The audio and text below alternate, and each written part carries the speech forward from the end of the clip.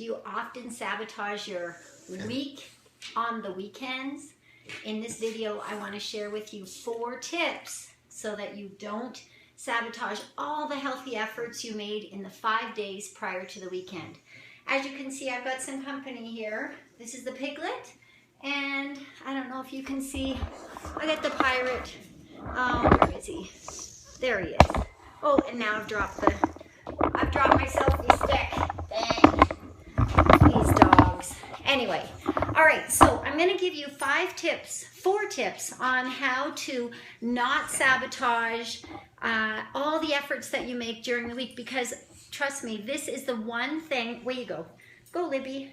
No, this is the one thing that not everybody, often women will tell me that, you know what, I do so well during the week and then I just blow it on the weekend. So here's 4 tips for you. All right, tip number 1, and this does not sound like a fun thing, but if you struggle with sleep, the thing that you need to do is you need to try and keep semi-regular hours on the weekend. If Friday night you stay up late, you sleep late, you have a nap, same thing happens on Saturday. Come Sunday, if you have to get up early for work on Monday morning, what happens is you're going to stare at the ceiling. And so many of us in this group say that sleep is an issue. And so trying to maintain a regular schedule will do more than you can imagine to help you feel rested and energized. So, I know for me, I don't have that exciting a life that I'm up till midnight or 1 or 2 a.m. every weekend with parties and events. If you are, well, good for you. But chances are, sometimes we just spend time watching TV or late online, and we just need to be a little bit more disciplined and get our rest. We're sleep deprived. Let's get some sleep on the weekends. Number 2 is time is usually the biggest constraint during the week for workouts. So hopefully during the weekend, you have a little bit more time so that you can get a workout in. Because when you get a workout in and you're sweating bullets, you're more likely to stay the course nutritionally. And even if you're not perfect with your nutrition, thank you, then at least you're going to have had an opportunity to raise your metabolism and burn some calories. So number 1, sleep. Number 2, get in a workout at least on one of the days.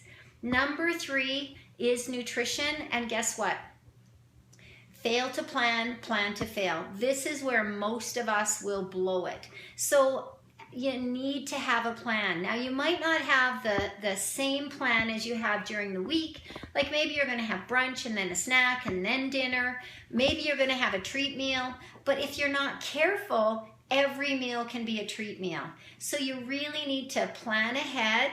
And, let's say you're going to go for a hike or you're going to be out all day shopping. Pack some snacks with you so that you're not tempted to have, things at a takeout or things that are unhealthy. So you've got to make the plan for your nutrition, and it will make all the difference. And the 4th thing is have some fun.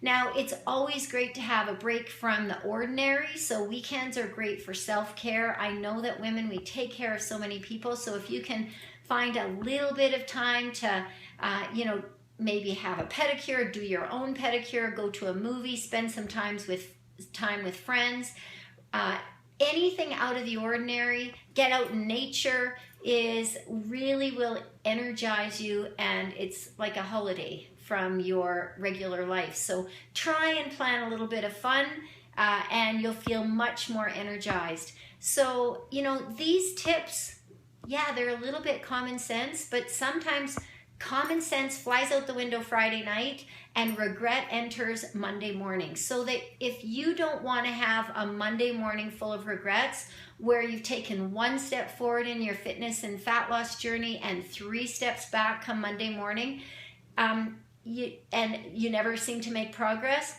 implement those 4 tips. Also, make sure to get my book, Lose Your Menopause Belly. It is free just pay for shipping.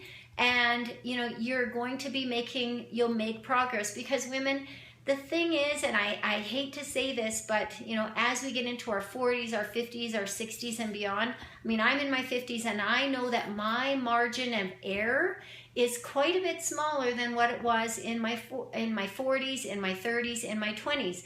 If you remember, in your 20s, you could have a weekend away where you didn't really pay attention to your nutrition. And, you know, Monday you could get back on the wagon. By Tuesday you can fit into your jeans. Wednesday you're feeling great again.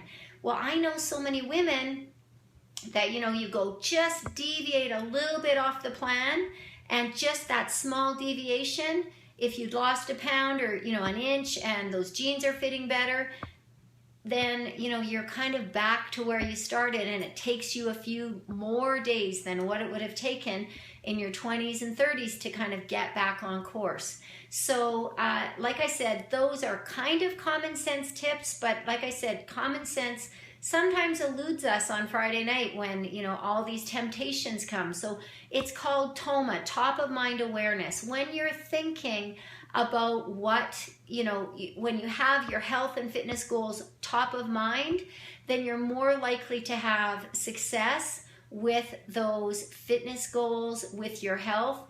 And you know, when I was younger, it was a lot about vanity, and trust me, it's still about vanity. I want to look good, but honestly, I want to feel good. I want to be energized. I want to be able to do the things that I want to do. As I grow older, I want to do so gracefully and with tons of energy, feeling and looking great. That's it for today. I hope you have an amazing weekend.